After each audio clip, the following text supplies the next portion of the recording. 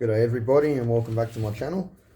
This is just a quick response video. I was just watching Astro 30's channel and he's found a 1 kHz signal when using a power supply with an amplifier he's developing on breadboard. And he's not sure if it's the breadboard forming a tank circuit sort of thing and oscillating. I was thinking it actually could be part of the circuit on the breadboard oscillating, not so much the breadboard. But the other thing I'm suspecting, surprisingly, is this thing, the screen on your power supply. So what I suggest doing is taking your probe and making a little antenna like this, set it to ×1. I'm on 500 microvolts of division. I see your scope can only go down to 100, but that'll be plenty enough for this. Take your antenna and take it up to the screen. You see all that noise that's getting spewed out the screen? So it's not really too noisy in the other areas, it's the screen.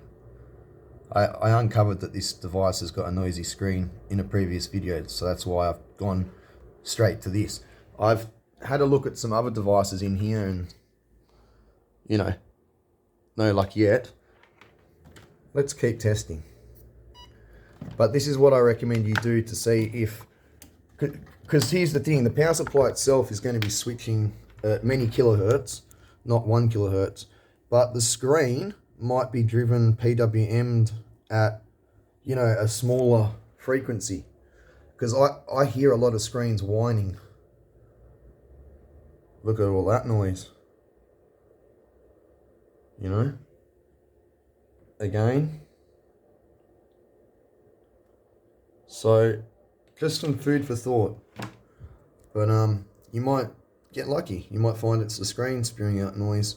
You might be able to resolve that somehow, you know, maybe by quietening down the screen circuitry somehow, or putting a shield around it, or just using longer wires to get away from your power supply, maybe some extra capacitance on the output. Who knows? Anyway, thanks for watching, and I'll see you all next time.